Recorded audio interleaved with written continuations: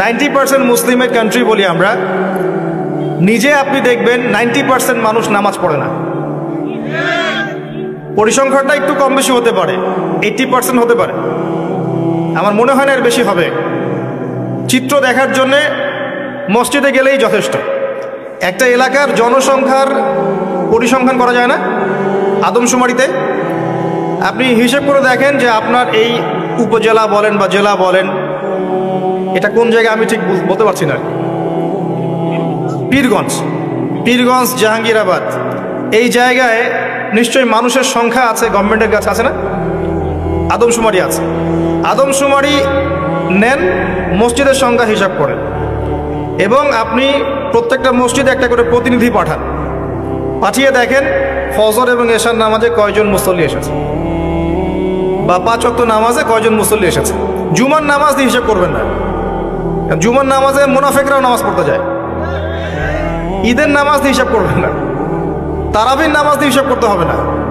অনেক বেরোজাদারও তারাবির নামাজ পড়ে, সেখানে গিয়ে ভুল ধরা শুরু করবে, এটা ঠিক নাই, ওটা ঠিক নাই, দেখবেন মসজিদে হইহুল্লা করবে, অথচ 5 ওয়াক্ত নামাজে নাই।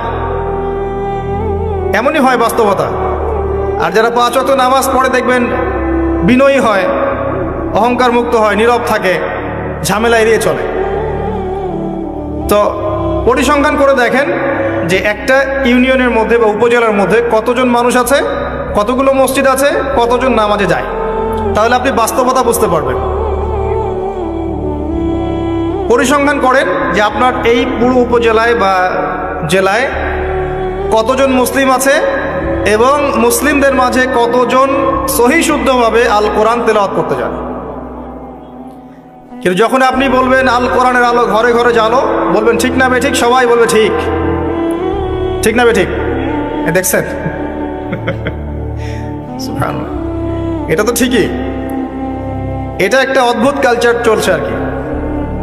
মানুষের কাছে জিজ্ঞেস করে,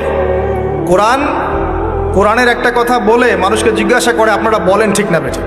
মানুষ যদি বলে বেঠিক, তাহলে কি ওটা বেঠিক হয়ে যাবে? মনে করেন কোরআন থেকে বলল যে আল্লাহ পাক সুদকে হারাম করেছেন, বলেন ঠিক না বেঠিক, তো মানুষ বলছে ধরেন বেঠিক, তাহলে কি এটা হারাম হয়ে যাবে, হালাল হয়ে যাবে? মানুষের কথায় ঠিক বেঠিক নির্ধারণ হবে? আমি এটা বোঝাতে যাচ্ছি, মানুষের কথায় ঠিক বেঠিক নির্ধারিত হবে? পৃথিবীর ম্যাক্সিমাম মানুষ যদি বলে যে সুদ হালাল, হালাল হবে? জেনা হালাল, হালাল হবে?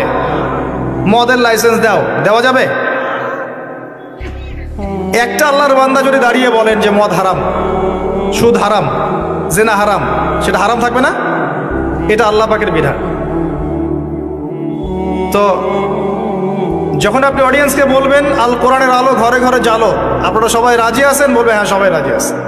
আর প্রত্যেকের ঘরগুলো ঘুরে দেখেন, প্রত্যেকটা ঘরে একটা করে মানুষ পান কিনা যে পবিত্র কোরআন বিশুদ্ধ করে তেলাওয়াত করতে চান। আর কতটুক বিশুদ্ধ হয়, আমাদের এই ভাইদের মতো আলেমদের কাছে আসবেন, তেলাওয়াত শোনাবেন, তারাই বলে দিবে কতটুক শুদ্ধ হয়। কথা কি বুঝতে পারছেন? আমি আপনাকে বাস্তবতা আগে দেখাচ্ছি, মুসলিমদের করণীয়তে পড়ে যাচ্ছে। আর আপনি মাথায় রাখেন, আমরা বলি যে এটা 90% মুসলিমের দেশ। এবার আসেন যারা কোরআন পড়া জানে, বা যারা হাফেজে কোরআন হয়েছে, বা যারা জীবনে অন্তত কোরআনটা বিশুদ্ধ করে তেলাওয়াত করা শিখেছেন, তাদের মধ্যে কত % মানুষ কোরআনের অর্থটা জানে? এটা আবার একটা পরিসংখ্যানের বিষয়। যারা মাদ্রাসা ব্যাকগ্রাউন্ডে পড়েন তাদের কথা ডিফারেন্ট, কিন্তু বাংলাদেশে প্রচুর মানুষ, কয়েক কোটি মানুষ কিন্তু জেনারেল ব্যাকগ্রাউন্ড থেকে আমরা পড়াশোনা করে বের হই। তাদের মধ্যে কতজন মানুষ কোরআন জীবনে পড়েছে, অর্থ বুঝেছে, বা 10টা 20টা সূরা মুখস্থ করেছে? খুঁজে বের করেন। 20-30 বছর পড়াশোনা করেও দেখবেন ওযুর ফরজ কয়টা জানে না, নামাজের ফরজ কয়টা জানে না, যাকাতের নিসাব বলতে পারবে না। জিজ্ঞাসা করেন এখন আরবি কোন মাস চলছে, বলতে পারবে না।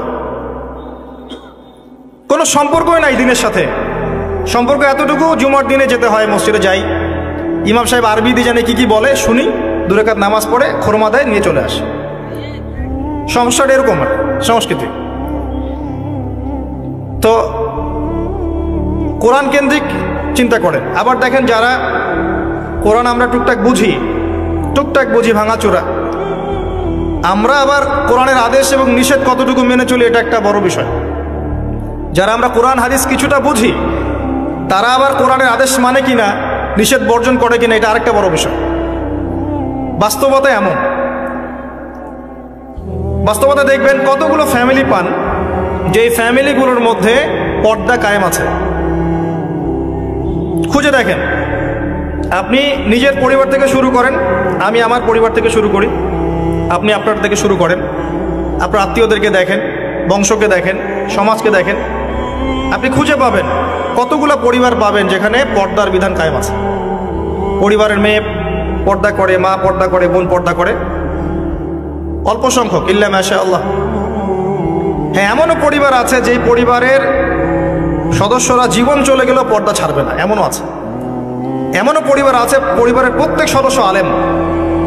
এমনও পরিবার আছে যে নামাজ না পড়লে পরিবারে ভাত দেওয়া হয় না, এমনও আছে। এগুলোর সংখ্যা কত? নিতান্তই কম, নিতান্তই কম। বাস্তবতায় আসেন আপনি, বাস্তবতা এমন, এগুলোর সয়লাভ চলছে। আবার একটা বড় ইস্যু বলি, মুসলিমদের কথা বলছি।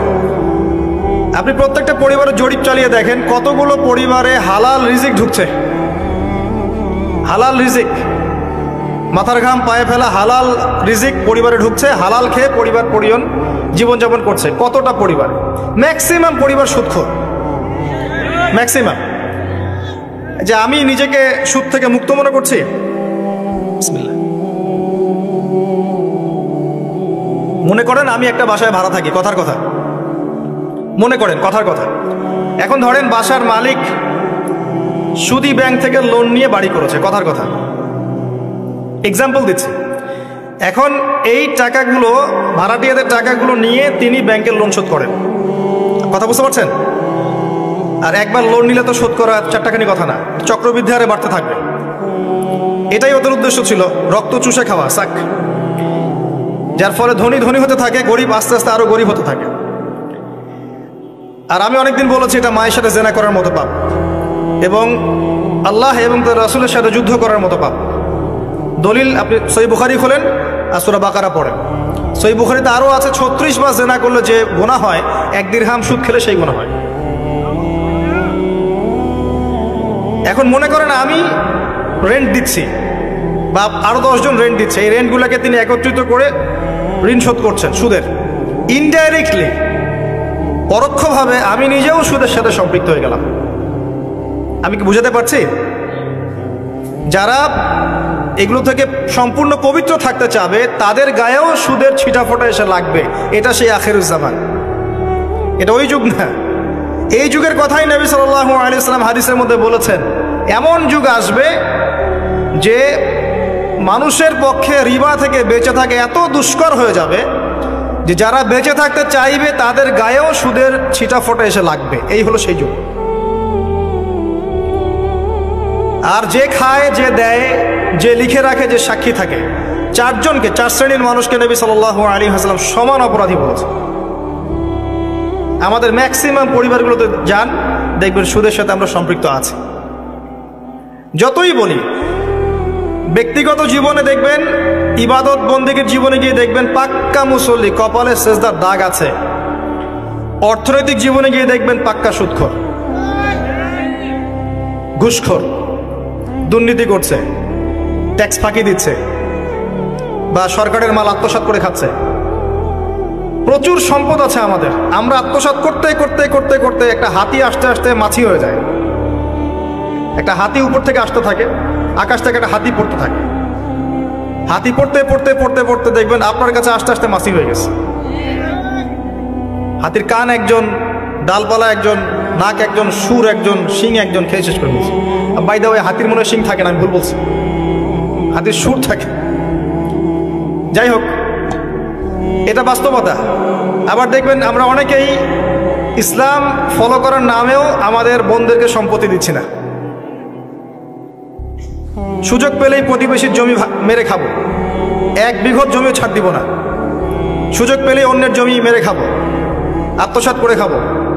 দেখা যাবে যে একটা জিনিস মানুষের প্রাপ্য, সেটাকে আমি ঘুরিয়ে ফিরিয়ে নিজের পকেটে ঢুকিয়ে ফেলেছি। চাকরিতে যাবেন, টেবিলের নিচ দিয়ে টাকা না দিলে আপনার জব হবে না। আর আপনি বলছেন যে এখন তো দেওয়াই লাগছে, কিছু করার নাই, না দিলে তো আমার চাকরিটা হবে না। মানে এটা আপনি ঘুরিয়ে জায়েজ করলেন আর কি। আবার কিছু দাড়িওয়ালা মুফতি সাহেবও থাকবেন, দেখা যাবে বলবে হ্যাঁ এটা করা যায়, কারণ এখন তো এই যুগে চলছে, ওটা না করলে তুমি তো চাকরি পাবা না। ঘুরিয়ে ফিরিয়ে সিচুয়েশন এমন করেছি আমরা। বাস্তবতা এমন, এখানে আইওয়া শোডাউনের প্রশ্নই ওঠে না। মানে এখানে ইসলামের বেসিক জিনিসগুলোর বালাই নাই। উঁচু উঁচু বিষয়গুলো অনেক দূরের পথ, অনেক দূরের পথ। জিহাদ ফি সাবিলিল্লাহ, ইসলামী খিলাফা, কিতাল ফি সাবিলিল্লাহ, ইসলামী হুকুমত, আল্লাহর জমিন, আল্লাহর দিন প্রতিষ্ঠা, উঁচু স্কেলের কথা, অনেক উঁচু স্কেলের কথা। নিচু স্কেলগুলো তো দেখাচ্ছি আপনাকে, নিচু স্কেলগুলো। 5 ওয়াক্ত সালাত এটা এমন একটা বিষয় ছিল উম্মার মধ্যে যে একজন মুসলিম 5 ওয়াক্ত সালাত পড়ে না এটা চিন্তাই করা যেত না। শতাব্দীর পর শতাব্দী এমন জেনারেশন চলে গেছে যারা 5 ওয়াক্ত নামাজ পড়তো না, মুসলিম পরিবারের সন্তান, এটা কল্পনাও করা যেত না। এখন অ্যাভেলেবেল, ঘরে ঘরে দেখবেন বেনামাজিদের ভর্তি। মুসলিম মেয়েরা পর্দা করবে না এটা কল্পনাও করা যেত না, এখন ঘরে ঘরে দেখবেন জিন্স আর গেঞ্জি, জিন্স আর গেঞ্জি, ছেলেদের পোশাক পরে রাস্তাঘাটে ঘুরছে। ইভেন গ্রামগুলোতেও, গ্রামে অনেক সময় এমন এমন দৃশ্য দেখা গেছে চোখে, দেখে আমরা মনে করতেছি আমরা কি ঢাকা শহরে আছি নাকি, নাকি নিউ ইয়র্ক। আবার গ্রামের মেয়েরা আবার অত্যাধুনিক, কপি করতে করতে দেখা যায় অনেক সময় শহরের মেয়েদেরকে হার মানিয়ে ফেলে। এটা কল্পনায় ছিল না যে মেয়েরা এমন পোশাক পরে ঘোরে। মুসলিম পরিবারের মানুষ কোরআন তেলাওয়াত করতে পারে না, এমনটা হিস্ট্রিতে কখনো ছিল না, খুব কম, রেয়ার। এখন এসে দেখবেন এটা অ্যাভেলেবেল, ঘরে ঘরে দেখবেন কোরআন পড়তে পারে না। কোরআন তিলাওয়াতের কথা বলছি, এবারত তো অনেক দূরের কথা, এবারত বুঝতে তো আরো 10 বছর লাগবে। তারপরে হাদিসের কিতাব, ফিকহের বই, ইসলামের ইতিহাস, ইসলামিক অর্থনীতি, জিওপলিটিক্স, অনেক দূরের পথ। আমি শুধু নর্মাল কোরআন তেলাওয়াতের কথা বলছি, বিশুদ্ধ করে। একটা মক্তবের বাচ্চার যে যোগ্যতা, দেখবেন জেনারেল পড়ুয়া BBA করে বের হয়েছে, ওর সেই যোগ্যতা নাই কোরআনের ক্ষেত্রে। একটা মাদ্রাসার ছোট ক্লাসের বাচ্চা, ক্লাস 5-6-এ পড়ে, দেখবেন কোরআন যেভাবে পড়তে পারে, একজন বাইরে থেকে ডিগ্রি নিয়ে আসছে সেটা পড়তে পারে না। এরপরেও সে বলছে আমি শিক্ষিত, এবং সেখান থেকে পাশ করে এসে বলছে যে ইসলাম এই যুগে চলে না, ওই যুগে চলতো, পর্দার বিধানগুলো আসলে ওই যুগে ভালো ছিল, এই যুগে এগুলো চলে না, এটা এগিয়ে যাওয়ার যুগ, এটা কো এডুকেশনের যুগ, এবং এটা হচ্ছে ফ্রি মিক্সিংয়ের যুগ। ফ্রি মিক্সিং বোঝেন তো, নারী পুরুষ একসাথে চলবে, মাহারাম গায়রে মাহারাম একাকার, এটার নাম ফ্রি মিক্সিং। যেমনটা আপনার স্কুলে চলছেন, কলেজে চলছেন, ইভেন জব সেক্টরেও চলছেন, প্রতিটা সেক্টরেই চলছেন, ইভেন পলিটিক্যাল ক্ষেত্রেও চলছেন ফ্রি মিক্সিং। মিছিল করছেন, সামনে মহিলা, পিছনে আপনি, ফ্রি মিক্সিং। কোনো কোনো ওয়াজ মাহফিলে দেখলাম যে মহিলা এসে বক্তব্য দিচ্ছে, হ্যাঁ, পাশে আলেম বসে আছেন, চা খাচ্ছেন। আপনি কোথায় আছেন প্রিয় ভাই? বলতে থাকলে অনেক কষ্ট পাই, গলার ভয়েস উঁচু হয়ে যায়, অনেকের খারাপ লাগে, কিন্তু কিছু বিষয় না বললে হক আদায় হয় না, আল্লাহর কাছে জবাবদিহি করতে হবে তখন। এই জন্য কিছু বাস্তবতা আপনাকে বোঝানোর চেষ্টা করছি, এবং এর মধ্যে ইনশাল্লাহ আমি কিছু সলিউশন আপনাকে দেওয়ার চেষ্টা করব, নিজেকে এবং আপনাকেও। আমি যা বলছি আল্লাহ পাক সবার আগে আমাকে আমল করার তৌফিক দান করুন, পরে আপনাদেরকে তৌফিক দান। বলাটা অনেক সহজ, করাটা খুব কঠিন। আল্লাহ পাক এটাই বলেছেন সূরা সফের মধ্যে, লিমা তাকুলুনা মা লা তাফআলুন, তোমরা এমন কথা কেন বলো যা তোমরা নিজেরা করো না। কাবুরা মাকতান ইনদাল্লাহি আন তাকুলু মা লা তাফআলুন, আল্লাহর কাছে অত্যন্ত নিকৃষ্ট এই কাজটা যে তোমরা নিজেরা করো না কিন্তু মানুষকে বলবে। আমি মেরাজের সময় একটা হাদিস মনে করাই আপনাদেরকে। এখন মেরাজের সময় চলছে, আপনারা হয়তো মেরাজ পার করেছেন।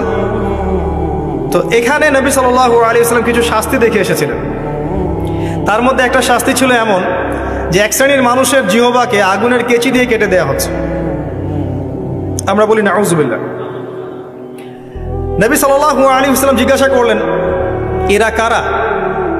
তাকে বলা হলো এরা আপনার উম্মতের সেই সব ব্যক্তি যারা ছিল উম্মতের বক্তা এবং দায়ী এবং আলেম, এই টাইপের মানুষ আর কি, যারা মানুষকে অনেক সুন্দর সুন্দর কথা বলতো, নিজের আমল করতো না। আল্লাহ পাক আমাদেরকে হেফাজত করুন। আমি অনেস্টলি বলছি, আমি যা জানি, যতটুকু আল্লাহ পাক আমাকে জ্ঞান দিয়েছেন, এর 30% আমি আপনাদেরকে বলতে পারি না। 30-40% আমি আপনাদেরকে বলতে পারি না যা আমি জানি, আর আমি খুব কমই জানি।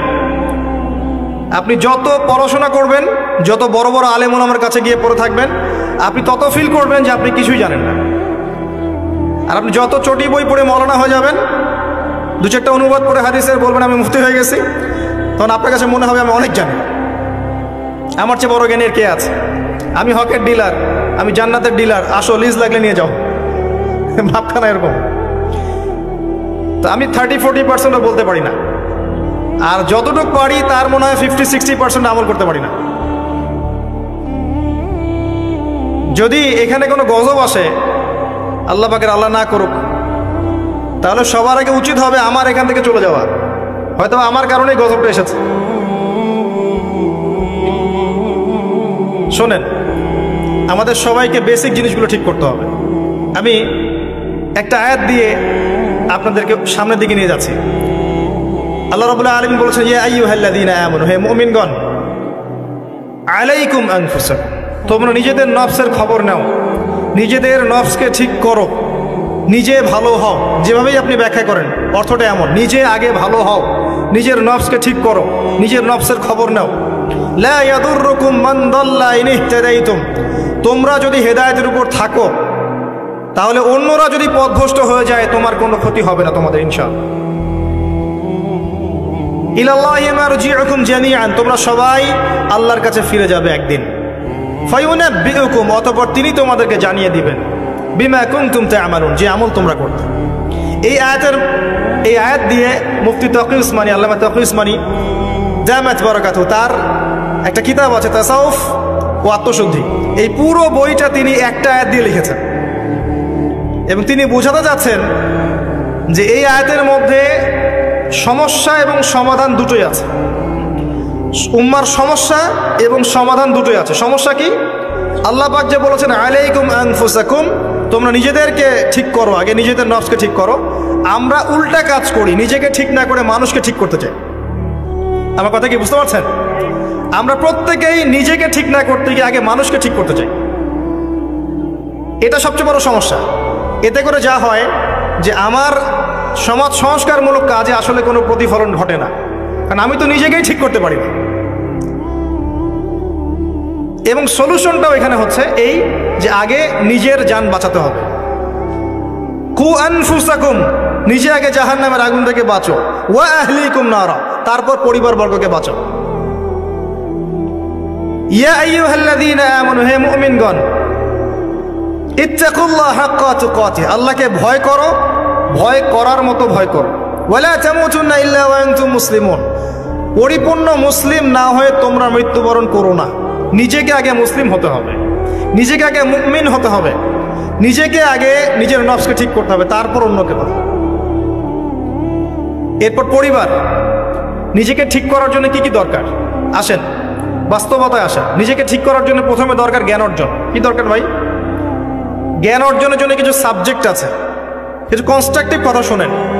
সাবজেক্ট আছে, আপনাকে আগে আল কোরআন পড়তে হবে 1 নাম্বার, 2 নাম্বার আপনাকে হাদিস পড়তে হবে, 3 নাম্বার আপনাকে ফিকহ পড়তে হবে, 4 নাম্বার আপনাকে ইসলামের হিস্ট্রি পড়তে হবে, ইতিহাস, 5 নাম্বার ইসলামের অর্থনীতি পড়তে হবে, 6 নাম্বার ইসলামিক ফিলোসফি পড়বেন, 7 নাম্বার রাসূল সাল্লাল্লাহু আলাইহি ওয়াসাল্লামের জীবনী পড়বেন, সাহাবায়ে কেরামদের জীবনী পড়বেন, 8 নাম্বার শিখবেন।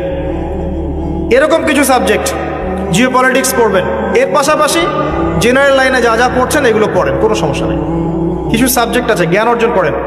আর এই জ্ঞান আল্লাহর পক্ষ থেকে আসবে।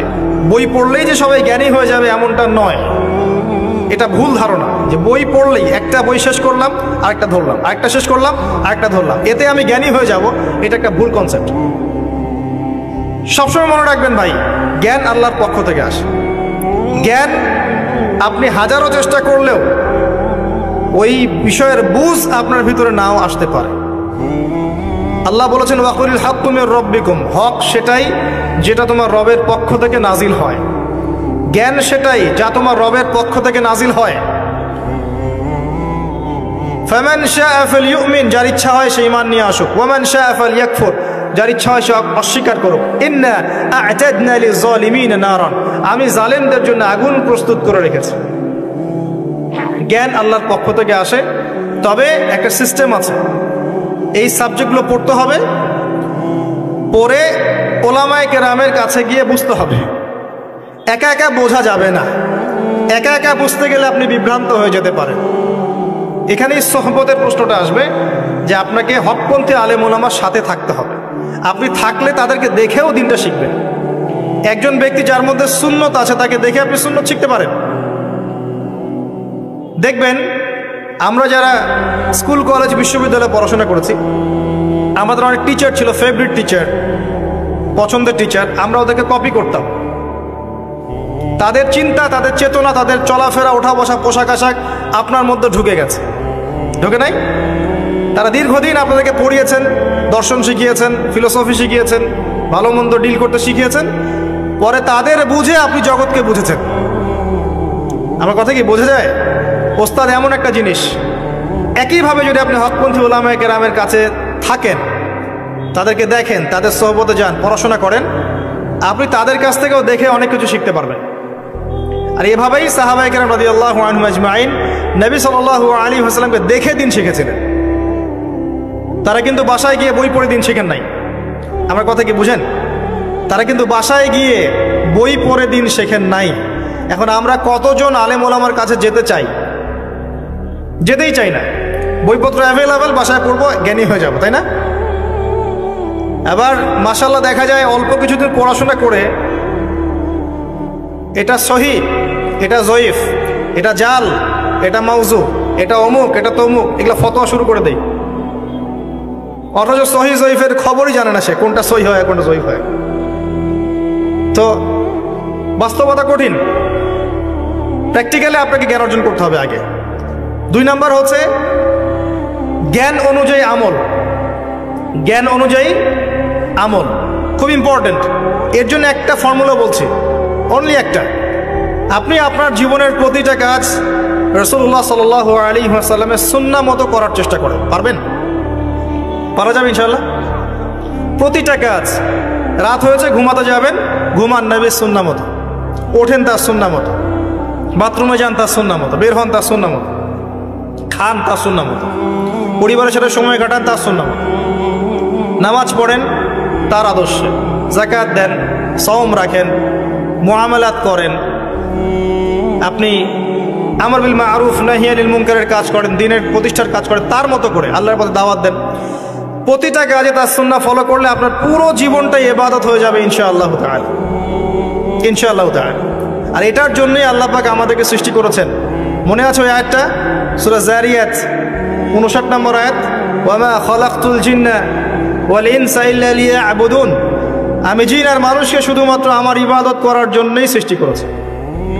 কি করলে প্রত্যেকটা কাজ ইবাদত হবে? রাসূলুল্লাহ সাল্লাল্লাহু আলাইহি ওয়াসাল্লামের সুন্নাহ মতো চললে পড়া হবে ইনশাআল্লাহ। পারা যাবে ইনশাআল্লাহ। বেসিকগুলো ঠিক করেন, এবং এগুলো প্রাইমারি লেভেলের কাজ। এগুলো না করে বড় স্বপ্ন দেখা ঠিক না। আর আমরা স্বপ্ন দেখব না এমন নয়, বড় স্বপ্ন দেখবেন, বড় স্বপ্নের চেষ্টা করবেন, সব ঠিক আছে, কিন্তু ভিত্তিহীনভাবে নয়। একটা বাড়ি গঠন করব 10 তলা 20 তলা, ঠিক আছে, ফাউন্ডেশন ঠিক না করে নয়, আগে ভিত্তি দিতে হয়, এবং ভিত্তিতেই বেশি টাকা খরচ করতে হয়। কথা কি বোঝা যায়? এগুলো ইসলামের ভিত্তি। আমল করেন জানা অনুযায়ী, আল্লাহ পাক তৌফিক দান করুন। আর সামনে একটা সিজন আসছে আমলের, আল্লাহ পাক যেন আমাদের সবাইকে সেই রমাজান পর্যন্ত পৌঁছে দেন, আল্লাহুম্মা আমিন। এবং সেখানে বেশি বেশি আমল করে গুনাহ মাফ করিয়ে নেওয়ার তৌফিক দান করেন। রমাজান হবে আমাদের সবচেয়ে সৌভাগ্যের সময় ইনশাআল্লাহ। এখানে আমাদের যত পাপ, এর জন্য আল্লাহর কাছে কান্নাকাটি করতে হবে। এখানে কিছু কথা বলি, আমি যদিও বলেছি আগের লেকচারগুলোতে, রমাজানের আগেই রমাজানের পরিকল্পনা করে ফেলতে হয়। আপনার নামাজের টার্গেট করে নেন, ইভেন জীবনে কত রাকাত নামাজ কাজা করেছেন হিসাব করে নেন, চেষ্টা করেন কাজাগুলো আদায় করার জন্যে। যদিও বা খালেস তওবা করলে আল্লাহ মাফ করে দিতে পারেন, তারপরে অনেক স্কলার বলেছেন যদি কেউ আদায় করতে চায় সে করতে পারে, আল্লাহ খুশি হবেন ইনশাআল্লাহ। হিসেব করে দেখেন আপনার 10 বছরের নামাজ কাজা আছে, 15 বছর 20 বছরের নামাজ কাজে আছে, কি করবো এগুলো নামাজের? আল্লাহর কাছে মাফ চাবো, ইনশাআল্লাহ আল্লাহ মাফ করে দিবেন, এটা একটা অপশন। যদি না করেন, এই নামাজগুলোর কাফারা কে দিবে? এই নামাজগুলো কি টাকা পয়সা হিসাব করে হুজুরকে খাওয়ালে হবে? এখন এক নতুন একটা সুন্নত বের হয়েছে, মানুষ মারা গেলে হুজুরকে ডেকে বলে আমার আব্বা 10 বছর নামাজ পড়ে নাই, হুজুর কত টাকা দিলে নামাজগুলো কাজা হবে? হুজুরও বলে হ্যাঁ, প্রত্যেক নামাজের জন্য যদি 500 করে দেন, আমি ওয়াক্ত ওয়াক্ত হিসাব করে পড়ে দিব। তো এদিকে দুই দিক থেকে তার লাভ, সে অর্থ পেল, নামাজ পড়লো, তার নিজের নেকি হলো, তার বাবার কিছুই হলো না। তো এভাবে কি হবে? আদায় করতে হবে। আরেকটা সহজ বুদ্ধি আছে, একটা না দুইটা, আল্লাহ পাক আমাদেরকে তৌফিক দান করুন। জামাতে নামাজ পড়। যখন আপনি জামাতে এক ওয়াক্ত নামাজ পড়ছেন, আপনি 25 বা 27 ওয়াক্তের নেকি পাচ্ছেন। এখানে আপনি ক্যালকুলেশন মিলাতে পারবেন। একটা হচ্ছে বেশি বেশি নফল নামাজ পড়া, ফরজের ঘাটতিগুলো আল্লাহ পাক নফল দিয়ে পূরণ করবেন ইনশাআল্লাহ। আরেকটা অপশন আছে ওমরা করা। কেন বললাম ওমরা করা? ওমরা করতে গেলে আপনি কাবা ঘরে হারামে নামাজ পড়বেন, আবার যদি আপনি মদিনা জিয়ারত করতে যান, সেখানেও কিন্তু নববীতে নামাজ পড়বেন। সেখানে 1 রাকাত নামাজ পড়লে আপনি 1000 রাকাতের নেকি পাচ্ছেন, আর হারামে 1 লাখ। হারামে 1 রাকাত পড়লে 1 লক্ষ নেকি হবে। তো ওখানে হারামে যদি আমি 2 রাকাত নামাজ পড়ি বা একটা ফরজ পড়ি, তাহলে 1 লাখ ফরজ হচ্ছে। কথা কি বুঝতে পারছেন? এটা একটা অপশন কাফারা দেয়ার। আল্লাহ পাক আমাদেরকে তৌফিক দান করুন, আমিন। তো নিজের আমলনামার হিসেব করতে হবে। ঠান্ডা মাথায় রাত্রেবেলা ঘুমানোর আগে চিন্তা করেন, ওয়াল্লাহি আমি চিন্তা করছি এটা, ওয়াল্লাহি চিন্তা করেন আপনার জীবনে যখন থেকে আপনার ভালো মন্দ বোঝার ক্ষমতা হয়েছে, ঠান্ডা মাথায় রিকল করার চেষ্টা করেন আপনার মেমোরিকে, যে আপনি কি কি বড় বড় পাপ করেছেন। পারা যাবে? একটা খাতা নেন সামনে, নিয়ে লিখেন যে আমি 10টা বান্ধবীর সাথে প্রেম করেছি, বড় পাপ তো জেনা। আমি মদ খেয়েছি বন্ধুদের সাথে, আমি গুন্ডাগিরি করেছি, একজনের হাতে রক কেটে দিয়েছি, পায়ে রক কেটে দিয়েছি, আছে না এগুলো আমার নামে মানুষের? আমি রিলিফের মাল মেরে খেয়েছি, আমি বোনের সম্পত্তি অধিকার দেইনি, পিতা মাতাকে আমি বৃদ্ধাশ্রমে পাঠিয়েছি, আমি এটা করেছি ওটা করেছি। হিসাব করা যাবে না?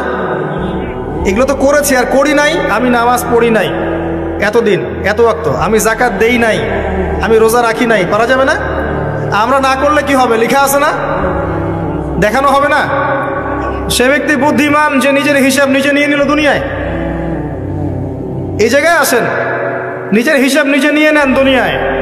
এবার আপনি দেখবেন যে আপনার আমার পাপগুলো 2 ভাগে বিভক্ত। একটা হচ্ছে আল্লাহর সাথে জড়িত, আর একটা মানুষের সাথে জড়িত। তো আল্লাহর সাথে যেগুলো জড়িত, ইনশাআল্লাহ 2 রাকাত নামাজ, অনলি 2 রাকাত নামাজ, ওযু করে এসে মুখলেসভাবে আদায় করে চোখের পানি ফেলে দিয়ে শেষ রাতে আল্লাহকে বলা, আল্লাহ আমি এই পাপ করেছি, আল্লাহ আমাকে মাফ করুন। আল্লাহ রাব্বুল আলামিনের জন্য এটা মুহূর্তের ব্যাপার, আপনার সমস্ত পাপকে আল্লাহ পাক নেকি দিয়ে পরিবর্তন করে দিবেন ইনশাআল্লাহ। সূরা ফুরকানের শেষের দিকে আছে, ইল্লা মান তাবা ওয়া আমানা ওয়া আমিলা আমালান সালিহান ফাউলাইকা ইউবাদদিলুল্লাহু সাইয়্যাতিহিম হাসানাত। যারা তওবা করবে, ঈমান নিয়ে আসবে এবং আমলে সালেহ করবে, আমি আল্লাহ তাদের সমস্ত গুনাহগুলোকে নেকি দিয়ে পরিবর্তন করে দিব ইনশাআল্লাহ। আর এক শ্রেণীর পাপ পাবেন, সেটা হলো বান্দার সাথে জড়িত। এটা আল্লাহর কাছে মাফ চেয়ে লাভ নাই। আমাকে এসে বলতে হবে ভাই আপনাকে গালি দিয়েছি, মাফ করে দেন। আমার আপনার কাছে গিয়ে বলতে হবে ভাই আপনার গীবত করেছি, আমাকে মাফ করে দেন। আপনি আরেক ভাইয়ের কাছে গিয়ে বলবেন ভাই আপনার টাকা আমি মেরে খেয়েছিলাম, টাকা নেন, শোধ করে নেন। প্রতিবেশীকে বলতে হবে ভাই জমি নিয়ে নেন, জমি আমি মেরে খেয়েছিলাম। জনগণের সামনে এসে বলতে হবে এই যে চালের বস্তা তোমাদের ছিল, আমি মেরে খেয়েছি, নিয়ে নাও। এত সহজ না। না হলে এগুলো কিয়ামতের মাঠে জমা থাকবে এবং পুলসিরাতে তারা দাঁড়িয়ে থাকবে। যখন আপনি আমি অনেক নেকি নিয়ে উঠবো, আল্লাহ পাক বলবেন নেকি দিয়ে দাও। কেন দিব? কারণ অমুককে গালি দিয়েছো, অমুকের টাকা নিয়েছো, ফেরত দাওনি, অমুকের কাছ থেকে অমুককে অপবাদ দিয়েছো, অমুকের সম্পত্তি মেরে খেয়েছো, অমুকের জমি মেরে খেয়েছো, ইত্যাদি ইত্যাদি। এখন তোমার নেকি দিয়ে ওদেরকে শোধ করো। তোমার আমলনামা থেকে নেকি সব চলে যাবে, আর ওর আমলনামা থেকে গুনাহ আপনার আমলনামায় চলে আসবে। বলেন নাউযুবিল্লাহ। আল্লাহ পাক পরকালে আমাদেরকে যেন বান্দার সাথে জড়িত হক নিয়ে না ওঠান। আমিন। একটা দোয়া করতে পারেন, আল্লাহুম্মা কফিনি বিহালালিকা আন হারামিক ওয়া আগনিনি বিফদলিকা আম্মান সিওয়াক। আশা করা যায় আল্লাহ পাক আপনার দুনিয়ার ঋণ দুনিয়ায় শোধ করে দিবেন ইনশাআল্লাহ। কি দোয়া বললাম? আল্লাহুম্মা কফিনি বিহালালিকা আন হারামিক ওয়া আগনিনি বিফদলিকা আম্মান সিওয়াক। হিসনুল মুসলিম বইটা পড়েন, পাবেন ইনশাআল্লাহ। তো যেটা বলছিলাম প্রিয় ভাইয়েরা, সামনে সিজন আছে, আমল নামা হিসেব করে নেন, রমাদান মাসটাকে কাজে লাগান। নবী সাল্লাল্লাহু আলাইহি ওয়াসাল্লাম বলেছেন, সেই ব্যক্তির জন্য ধ্বংস যে রমাজান মাসকে পেল, রমাজানকে পেয়েও তার গুনাহ মাফ করাতে পারলো না। নবীর নাম শুনে আমরা কেউ দরুদ পড়লাম না। নবী সাল্লাল্লাহু আলাইহি ওয়াসাল্লাম বলেছেন, সেই ব্যক্তি ধ্বংস হোক যে রমজান মাসকে পেল, কিন্তু এই রমজান মাসকে পেয়েও তার গুনাহ মাফ করাতে পারলো না। আমরা এদের অন্তর্ভুক্ত হতে চাই না। আল্লাহ পাক হেফাজত করুন। রমজানের আগেই প্রিপারেশন নেন, মানসিকভাবে আমল নামা গুছিয়ে ফেলেন, টার্গেট করেন আপনি কি চাচ্ছেন রমজান মাসে। 30টা সওম তো আছেই, 5 ওয়াক্ত নামাজ জামাতে পড়ার চেষ্টা করেন, তারাবির সালাতগুলো আদায় করার চেষ্টা করেন। আল্লাহ পাক তৌফিক দান করুন। অন্তত একটা বার কোরআনকে খতম করার চেষ্টা করেন। প্রতিদিন এক পারা করে পড়লে খতম হবে, পারা যাবে না? যারা পড়তে জানি না, এখনই পড়া শিখে নেন। 1 মাস আছে, পড়া শিখে নেন। রমজান মাসে মসজিদ ভিত্তিক কোরআন শিক্ষার তালিম এবং কোর্স চালু করেন, মানুষকে কোরআন শিখান। 5 ওয়াক্ত নামাজের পরে দারসে হাদিস চালু করেন, মানুষকে হাদিস শিখান। মহিলাদের জন্য, মা বোনদের জন্য কোরআন শিক্ষার ব্যবস্থা করেন, ওদেরকে বাসায় শিখান। রমজান মাসে বাজারে বেশি যাবেন না, বেশি আড্ডাবাজি করতে বসবেন না, 3-4 জন মিলে এক জায়গায় আড্ডা মারতে বসবেন না, দিনই আলোচনা ছাড়া। বসলেই গীবত হবে, রোজা নষ্ট হয়ে যাবে। মানুষের সাথে কম মিশেন রমজান মাসে। যত বেশি মানুষের সাথে মিশবেন, তত বেশি গীবত তহমত করতে হবে, তত বেশি অন্যের সমালোচনা লিখতে হবে। আলাইকুম আনফুসাকুম ভুলে যাবেন, মানুষকে নিয়ে ব্যস্ত হয়ে থাকবেন, এবং অন্তরের নূর নষ্ট হয়ে যাবে। মানুষের সাথে জড়িত পাপ কাঁধে চলে আসবে। কম মিশেন আল্লাহর ওয়াস্তে। রমজান মাসে কম মিশেন, কম বাজারে যান। বাজারে যায়েন না, গেলে দ্রুত চলে আসেন। যদি প্রয়োজনে যেতেই হয় দ্রুত চলে আসেন। চেষ্টা করেন মাসের বাজার আগেই করে রাখতে, ঈদের বাজার আগে করে রাখতে। এই শেষের দশক, স্পেশালি লাইলাতুল কদর যেখানে থাকে, এই দশক মানুষ বাজারে কাটায়। বাঙালি মুসলিম এই দশকটা বাজারে কাটায়, ইল্লা মাশা আল্লাহ। আর মা বোনদের তো খবর নাই, এরা তো মার্কেটেই বেশি ঘুরে বেড়াবে। দেখবে আর এত বেশি ইফতারের আইটেম করতে যায় না, যে এই খাবার পিছনেই আপনার সময় চলে যায়। যদি সারাদিন রোজা রাখার পরে 10টা আইটেম নিয়ে বসে ইফতার করতে, আসলে রোজা আমাকে আত্মশুদ্ধি শেখাইলো না। সেহরিতে যদি 20টা আইটেম থাকে, মনে হয় এটা আমার জীবনের শেষ খাবার, খাইতে পারবো না, তাহলে সমস্যা। এই রোজা আমার কোনো আত্মশুদ্ধি করবে না। কথাগুলো খারাপ লাগতে পারে, কিন্তু বাস্তব। আপনি রমজান মাসকে ফিকির করেন, রমজানের ফিকির করেন। এই রমজান মাসে জাকাতগুলো দিয়ে দেন। জাকাত দিবেন না, এলাকার না, দেশের অর্থনীতি সমৃদ্ধ হবে না। জাকাত, শুধু জাকাত দেন, অনলি জাকাত। দেখবেন ইকোনমিক সেকশনে দিন দিন উন্নতি করছি আমরা। জাকাত সবাই দিতে শুরু করেন, দেখবেন সমাজে একটা মানুষ খুঁজে পাবেন না যে না খেয়ে মারা যায়, ইনশাআল্লাহ তাআলা। আল্লাহ পাক এর মধ্যেই ইসলামিক ইকোনমিক্স রেখেছেন। ধনীর সম্পদে গরিবের হক। এটাতে করে সম্পদ ঘুরতে থাকবে হাত থেকে হাতে, হাত থেকে হাতে। এতে করে সবাই খেয়ে পরে বাঁচবে। যখন আপনি সুদে যাবেন, তখন এক শ্রেণীর মানুষ খাবে, আর এক শ্রেণীর মানুষ দরিদ্রতার অতল তলে চলে যাবে। এটা বাস্তবতা। এটা দেশের ক্ষেত্রে না, বিশ্বের ক্ষেত্রেও দেখবেন বিশ্বের একটা শ্রেণী দিন দিন ধনী হচ্ছে, আর একটা শ্রেণী দিন দিন গরিব হচ্ছে। কারণ কি জানেন? রিবা, সুদ। রমজানের এই ফিকিরগুলো করেন। আল্লাহ পাক তৌফিক দান করুন যেন এই রমজানে আমরা আমাদের সমস্ত গুনাহগুলোকে মাফ করিয়ে নিতে পারি। আমিন। এবং বেশি বেশি সামর্থ্য থাকলে দিনের দাওয়াতি কাজ করেন। রমজান মাসে মানুষকে আল্লাহর দিকে ডাকেন। আইওয়াশ করতে যায় না, শোডাউন করেন না, ভিতরে ভিতরে দাওয়াতি কাজ করেন দিনের জন্য, ইসলামের জন্য। আল্লাহর জমিন, আল্লাহর দিনটা যেন প্রতিষ্ঠিত হয়। এবং এতিমের ভরণ পোষণের দায়িত্ব নেন, বিধবার খোঁজ খবর নেন, অসহায় যারা বৃদ্ধ বৃদ্ধা আছে এদের পাশে দাঁড়ান, সাদাকাতুল ফিতরগুলো দিয়ে দেন। রমজান মাসে সবাই সাম্যের হাত বাড়ান, আল্লাহর ওয়াস্তে রমজানটাকে কাজে লাগান। কে জানে এরপরে রমজান নাও পেতে পারেন। আর বিশ্বে যা শুরু হয়েছে, কোন দিন যে বিশ্ব পারমাণবিক বোমার মধ্যে চলে যায় আল্লাহ ভালো জানেন, আল্লাহ ভালো জানেন। এটা সম্ভাবনা নাই এমন নয়, সমূহ সম্ভাবনা আছে, সমূহ সম্ভাবনা। দেখতে থাকেন কি হতে থাকে ফিউচার। এবার আসেন, আমি যে কথাগুলো বলছিলাম, জ্ঞান অর্জনের পরে আমল, এরপরে হচ্ছে আপনার আত্মশুদ্ধি। আত্মশুদ্ধির কয়েকটা মাধ্যম আমি বলে দেই। বেশি বেশি কোরআন তেলাওয়াত, বেশি বেশি আল্লাহর জিকির, বেশি বেশি মৌতের স্মরণ, বেশি বেশি পরকালের ফিকির। পারা যাবে ইনশাআল্লাহ। এবং কম কম কথা বলা, কম কম খাওয়া, কম কম ঘুমানো, কম কম মানুষের সাথে মেশা। পারা যাবে? এগুলো আত্মশুদ্ধির জন্য দরকার আছে। এবং আত্মশুদ্ধিওয়ালা মানুষদের সোহবতে গিয়ে থাকা পারা যায়? আল্লাহ পাক তৌফিক দান করুন। এরপরে আসবেন বেসিক কাজে, আপনার ইকোনমি হালাল কিনা দেখেন। হারাম রিজিককে ঘরে ঢুকতে দিয়েন না, সুদকে ঢুকতে দিয়েন না, আল্লাহর ওয়াস্তে হাত জোর করে অনুরোধ করছি, সুদকে ঢুকতে দিয়েন না, ছেড়ে দেন। আল্লাহ আপনার রিজিকের দায়িত্ব নেবেন। ওয়ারযুকুহু মিন হাইসু লা ইয়াহতাসিব, এমন উৎস থেকে আল্লাহ আপনাকে রিজিক দিবেন আপনি কল্পনা করতে পারবেন না। আপনি মনে করেন না রিজিকের মালিক আপনি নিজেই, সুদ না খেলে আপনি রিজিক পাবেন না, এমনটা ভাবেন না। এটা ভাবার নাম হলো শিরক। এটা শোনেন, যখন আপনি মনে করছেন যে এটা ছাড়তে আমি পারবো না, যদি আমি ছেড়ে দেই আমার পরিবার চলবে না, আমি চলতে পারবো না, মানে আপনি মনে করছেন রিজিকের মালিক আপনি নিজেই। এটা শিরক। আল্লাহর উপর তাওয়াক্কুল করে ছেড়ে দিতে পারলে দেখবেন আল্লাহ আপনাকে বেহিসাব রিজিক দেবেন ইনশাআল্লাহ। এটা আপনি কল্পনা করতে পারবেন না। মিন হাইসু লা ইয়াহতাসিব, আপনার কল্পনার বাহির থেকে আল্লাহ আপনার রিজিক দিবেন ইনশাআল্লাহ। আপনি কল্পনা করতে পারলে আয়াতটা ঠিক হবে না, আপনার কল্পনার বাহির থেকে রিজিক আসবে ইনশাআল্লাহ।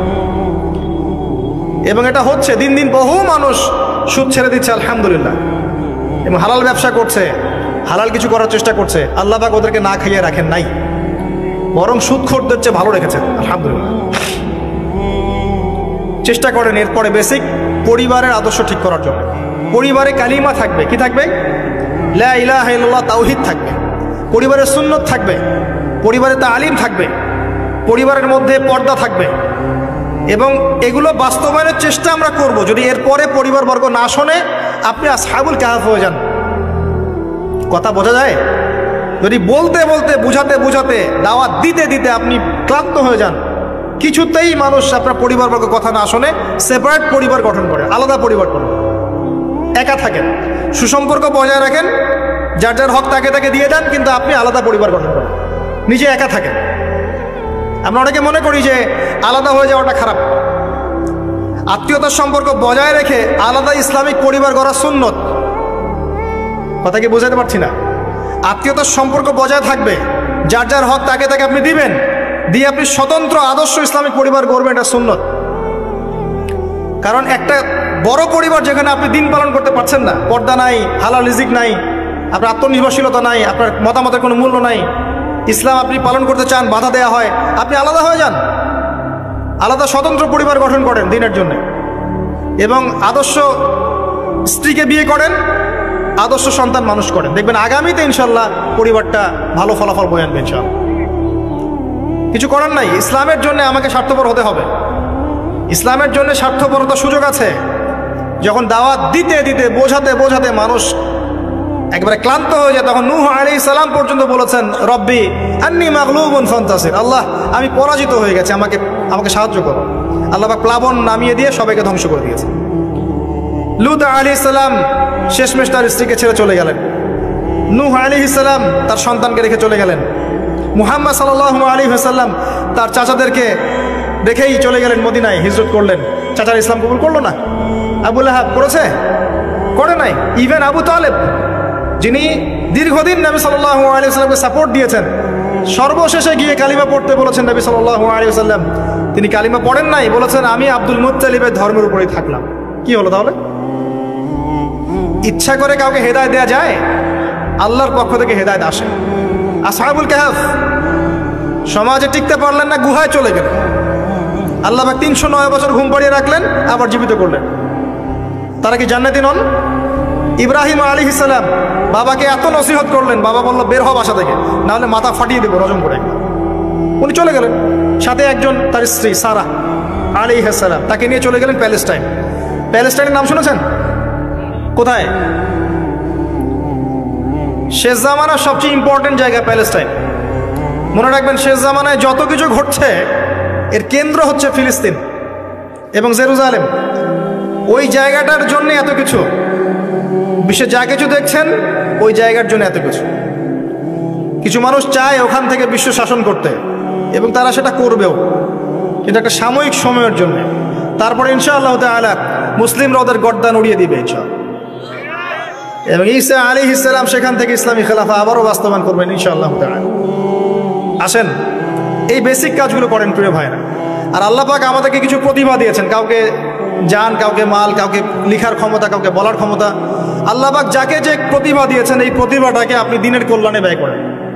যদি একটা মসজিদ করতে পারেন করেন, একটা মাদ্রাসা করতে পারেন করেন, একটা শিক্ষা প্রজেক্ট করতে পারেন করেন, একটা ইসলামিক এনজিও করতে চান করেন, এতিমদের দায়িত্ব নেন, কোনো প্রজেক্ট করেন, মানবতার সেবামূলক কোনো কাজ করেন। পলিটিক্সে থেকে ভালো কিছু করতে চান করেন, পলিটিক্সে থেকে যদি ভালো কিছু করতে পারেন সেটাও করেন। মানে আপনি যেখানে আছেন সেখান থেকে দিনের জন্য কিছু করেন, পারবেন না? একজন মানুষ ধরেন একটা এলাকার রাজনৈতিক নেতা, তার পক্ষে কি পসিবল না ইসলামের জন্য কাজ করা, মানুষের ভালো করা সম্ভব না? পসিবল, এবং অনেক ক্ষেত্রে আমার চেয়ে বেশি পসিবল। একজন আলেম, তার জন্য কি এইসব মঞ্চে বসে দিনের কথা বলা সম্ভব না? মানুষকে দিনের পথে ডাকা সম্ভব না? একজন মসজিদের মুতাওয়াল্লি, তার জন্য কি মসজিদটা আবাদ করা সম্ভব না? একটা মাদ্রাসার প্রতিষ্ঠাতা, তার জন্য কি মাদ্রাসা আবাদ করা সম্ভব না?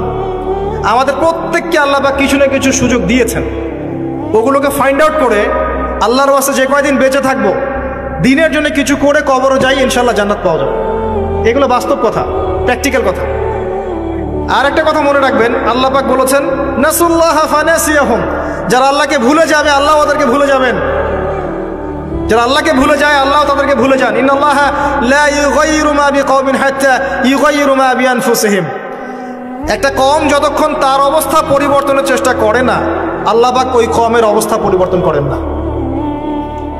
ইন তানসুরুল্লাহা ইয়ানসুরকুম ওয়া ইউসাব্বিত আকদামাকুম, তোমরা যদি আল্লাহর দ্বীনকে সাহায্য করো তবেই আল্লাহ তোমাদেরকে সাহায্য করবে, তোমাদের পদযুগল দৃঢ় রাখবে। আমি আবার বলছি, শুনেন, তোমরা যদি আল্লাহর দ্বীনকে সাহায্য করো তবেই আল্লাহ তোমাদেরকে সাহায্য করবে। এমনি এমনি সাহায্য আসবে না, আসবে না, কখনোই না। এভাবে ঘাপটি মেরে বসে থাকলে আর সবাই খারাপ হয়ে গেছে আমি ভালো, নিজে বাঁচলে বাপের নাম, অথবা সমাজটা পচে গেছে এখন আর কিছু করা যাবে না, এইসব চিন্তা করে যারা কম্বল দিয়ে মুড়ি দিয়ে শুয়ে থাকবে তারাও ধ্বংস হয়ে যাবে এক সময়। ধ্বংস হওয়ার সময় ওরাও বাদ থাকবে না, ওরাও ধ্বংস হয়ে যাবে। তো আল্লাহর দ্বীনকে সাহায্য করেন, যার যতটুকু ক্ষমতা আছে, প্রতিভা আছে, আল্লাহ পাক সামর্থ্য দিয়েছেন। আল্লাহ পাক একটা সুসংবাদ দিয়েছেন, ইয়া আইয়ুহাল্লাযীনা আমানু, হে মুমিনগণ, ওয়ালা তাহিনু ওয়ালা তাহজানু, তোমরা হীনবল হয়ো না, দুশ্চিন্তাগ্রস্ত হয়ো না, ওয়া আনতুম লা আলাউনা, তোমরাই বিজয়ী হবে ইনশাআল্লাহ। ইন কুনতুম মুমিনিন, যদি প্রকৃত অর্থে তোমরা মুমিন হয়ে থাকো, যদি তোমরা প্রকৃত অর্থে মুমিন হয়ে থাকো তোমরাই বিজয়ী হবে ইনশাআল্লাহ। হীনবল হয়ো না, দুশ্চিন্তাগ্রস্ত হয়ো না। আল্লাহ পাক আরো আয়াতে বলেছেন, তোমরা কি ভেবেছো এমনি এমনি জান্নাতে চলে যাবে? যতক্ষণ না আল্লাহ পাক তোমাদেরকে পরীক্ষা করছেন, যতক্ষণ না আল্লাহ পাক দেখে নিচ্ছেন কে তোমাদের মধ্যে সবর করনেওয়ালা আর প্রচেষ্টা চালানেওয়ালা, তোমরা কি ভেবেছো এমনি এমনি জান্নাতে চলে যাবে? সেইগুলো হচ্ছে বাস্তব কথা। এবার আসেন, এখন আমরা যে পরিস্থিতির মধ্যে আছি এখান থেকে পুরোপুরি উত্তরণ সম্ভব না, ফুল স্টপ। যা দেখছেন ফিতনা ফাসাদ, যা দেখছেন ব্যক্তিগত জীবনে, পারিবারিক জীবনে, সোশ্যালি, ইকোনমিক্যালি, জিওপলিটিক্যালি, এই ফিতনা ফাসাদগুলো থেকে পুরোপুরি রিকভার করা এখন সম্ভব না। এবং এটা আইএমএ জাহিলিয়াতের সেই জাহিলিয়াতগুলোকে হার মানাচ্ছে দিন দিন। এখানে নবী সাল্লাল্লাহু আলাইহি ওয়াসাল্লামের সিরাত বা জীবনী এটা ঘেটে দেখবেন তিনি কিভাবে সমাজ সংস্কার করেছেন, ওটাই পথ পদ্ধতি, এর বাইরে কোনো পথ নাই। আর একটা দিন যাবে আর আপনার কাছে মনে হবে গতকালটা আজকের দিনের চেয়ে ভালো ছিল। যত দিন যাবে আলামাতুস সাআহ, আখিরুজ জামানের সাইনগুলো আরো প্রকাশিত হতে থাকবে। মানুষ মারা যাবে, মানুষ বেশি বেশি মরবে, মহামারীতে হোক, হত্যাকাণ্ডে হোক, যুদ্ধে হোক, মানুষ মরবে বেশি বেশি সামনে। উলামায়ে কেরামের সংখ্যা কমতে থাকবে, জাহেলদের সংখ্যা বাড়বে। যত দিন যাবে আল্লাহর প্রাকৃতিক গজবগুলো বাড়বে। ভূমিকম্প বলেন, মহামারী বলেন, জলোচ্ছ্বাস বলেন, ভূমিধস বলেন, আকৃতি পরিবর্তন বলেন, এগুলো বাড়বে। যতদিন যাবে হালাল রিজিক সংকীর্ণ হবে, জিনা বাড়বে, মাদক বাড়বে। মানুষ জিনা করবে হালাল মনে করে, মাদক খাবে হালাল মনে করে। যতদিন যাবে মেয়েদের সংখ্যা বাড়বে, পুরুষরা কমতে থাকবে, এবং ছেলেরা মেয়ের পোশাক পরে ঘুরবে, মেয়েরা ছেলের পোশাক পরে ঘুরবে। যতদিন যাবে ফাংশনাল জায়গাগুলোতে মেয়েরা চলে আসবে, ছেলেরা পিছিয়ে পড়বে। যতদিন যাবে যুদ্ধ বিগ্রহ বাড়বে, এবং সামনের যুদ্ধগুলো প্রথম ওয়ার্ল্ড ওয়ার, সেকেন্ড ওয়ার্ল্ড ওয়ারকে হার মানাবে। ওগুলো কিছুই নেই সামনে, ম্যাসাকার হয়ে যাবে পৃথিবী, ম্যাসাকার। একটা কান্ট্রি অস্ট্রিয়া হাঙ্গেরি, সেখানে রাজপুত্রকে গুলি করা হয়েছে তার স্ত্রী সহ। এই ইস্যুটাকে কেন্দ্র করে সে তার পার্শ্ববর্তী দেশটাকে আক্রমণ করলো 2 সপ্তাহ পরে। এখন পার্শ্ববর্তী দেশের বন্ধু রাষ্ট্র ছিল রাশিয়া। সে বলল যে আমার বন্ধুকে আক্রমণ করা হলে আমি চুপ থাকবো না। আর অস্ট্রিয়া হাঙ্গেরি বলল আমি আমার বন্ধুকে ডেকে নিয়ে আসছি। তাহলে কে তোমার বন্ধু? জার্মানি। জার্মানিকে ডেকে আনা হলো, জার্মানি যুদ্ধে ঝাঁপিয়ে পড়লো অস্ট্রিয়া হাঙ্গেরির জন্য। রাশিয়া এদিক থেকে জার্মানিকে আক্রমণ করছে, জার্মানি এদিক থেকে ডিফেন্ড করছে। এদিকে অস্ট্রিয়া হাঙ্গেরি তার প্রতিবেশীকে আক্রমণ করছে। এবার ফ্রান্স বলল যে রাশিয়া আমার বন্ধু, আমি জার্মানিকে ছাড়বো না। তখন ফ্রান্স যুদ্ধে ঝাঁপ দিল, সে জার্মানির এগেন্স্টে যুদ্ধ করলো। ম্যাসাকার অবস্থা, এমন যুদ্ধ যে একদিনে 17,000 মানুষ মারা গেছে। কয়েক ঘন্টার মধ্যে 17,000 মানুষ শেষ, এমন হয়েছে। এবং পানি পথে, আকাশ পথে, সব পথেই হয়েছে। এবার ব্রিটেন বলছে, ব্রিটেন যে ফ্রান্স আমার বন্ধু, আমিও চুপ থাকবো না, সেও যুদ্ধে চলে আসলো। কি ইস্যুটা ছিল? ওই যে রাজপুত্রকে গুলি করে হত্যা করেছে 1914 সালের সামার, গ্রীষ্মকালে। এই একটা ইস্যু থেকে আস্তে আস্তে একটা একটা করে দেশ হতে হতে হতে হতে আমেরিকা পর্যন্ত ইনভলভ হয়েছে। এবং 5 থেকে 6 বছরের ব্যবধানে কয়েক কোটি মানুষ মারা গেছে, কয়েক কোটি। এগুলো হিস্ট্রি পড়েন। সামান্য ইস্যু নিয়ে বিশ্বে কি হতে পারে আপনার কল্পনা নাই। সিরিয়ার ইস্যুটা দেখবেন, সামান্য ইস্যু ছিল, আস্তে আস্তে আস্তে আস্তে 10টা 12টা 15টা রাষ্ট্র ইনভলভ হয়ে গেল। মানুষ মরে শেষ, রেফিউজি, ম্যাসাকার অবস্থা। বিশ্ব এদিকে যাচ্ছে আস্তে আস্তে। চিরদিন এমন অবস্থা থাকবে না। নিজের আখের গোছান, নিজের আকীদা ঠিক করেন, আমল ঠিক করেন, পরকালের প্রস্তুতি নেন, হিসেব কিতাব চুকিয়ে দেন, হালাল খান, পরিবার গঠন করেন, পর্দা কায়েম করেন, দিনের জন্য কিছু করেন। সময় নাই হাতে আমাদের। আর ব্যক্তিগত কাজগুলো বেশি বেশি করে করেন, ওই দিকে দেখার সময় নাই। ওগুলো দেখে আপনি কিছু করতে পারবেন না, কারণ হাত বন্ধ, কিছু করার নাই। অতএব ওইসব বড় বড় ফিকির করে এখন আপনার লাভ নাই। ওটা যাদের করা তারা করবে, যাদের ওইসব ক্ষমতা আছে ওরা করবে, আপনি আমি করতে পারবো না। কিন্তু পরিস্থিতি বুঝতে পারছি যে পরিস্থিতি ভালো না, নিজের পরকালের ফিকির করে। যতদিন যাবে এগুলো বাড়বে, এবং মানুষের মধ্যে নৈতিকতা কমবে, পারস্পরিক হৃদ্যতা, ভালোবাসা কমে যাবে। বাপকে হত্যা করবে সন্তান, মাকে হত্যা করবে সন্তান, পিতা মানুষের দাস দাসীর মতো আচরণ করা হবে। দেখবেন কয়েকদিন পর জেনা এমনভাবে বাড়ছে যে মানুষ মেয়েদের দিকে আকর্ষণ হারিয়ে ফেলে ছেলেদের সাথে জেনা করা শুরু করবে। নাউজুবিল্লাহ পড়ছেন? এটা বাড়ছে দিন দিন। এটাকে বলে হোমোসেক্সুয়ালিটি বা সমকামিতা, দিন দিন বাড়ছে। এরপরে দেখবেন বাচ্চাদেরকে ধর্ষণ করা হবে, এটাও দিন দিন বাড়ছে এখন। এরপর মানুষ কি করবে জানেন? গবাদি পশুর সাথে জেনা করবে। দেখে নিয়েন, এই কথাও ফলবে ইনশাআল্লাহ। আর ইকোনমিক সেকশনে তো অনেক আগে বলেছিলাম, আপনার টাকার মান কমবে, সম্পত্তি লস হবে, দিন দিন দিন দিন এদিকে ওয়ার্ল্ড যাবে। কি করবেন? ওই যে কাজগুলো বলেছি, বেসিক কাজগুলো ঠিক করেন। আল্লাহর ওয়াস্তে প্রথমে তওবা করে আল্লাহর দিকে ফিরে আসেন, আকীদা ঠিক করেন, আমল বেশি বেশি করার চেষ্টা করেন, সুন্নাহ মাফিক জীবনযাপন করেন, আল্লাহর ওয়াস্তে হালাল খান, হারামে যায় না। পারিবারিক আদর্শ সুন্দর করার চেষ্টা করেন। যদি কথা না শুনে একক পরিবার গড়ে তোলেন, সন্তান সন্ততিকে মানুষ করেন, আপনার জানমাল যা আছে এটা দিয়ে দিনের কোনো খেদমত করেন, চেষ্টা করেন দিনের কোনো কল্যাণ করার জন্য, যেটাকে নিয়ে আপনি আল্লাহর সামনে দাঁড়াবেন। আল্লাহ, আমি মাজুর ছিলাম, এতটুকু করে তোমার কাছে এসেছি, আমাকে মাফ করে দাও। এর বেশি কিছু আমার বলারও নাই, আসলে আমাদের করারও আছে বলে আমার মনে হয়।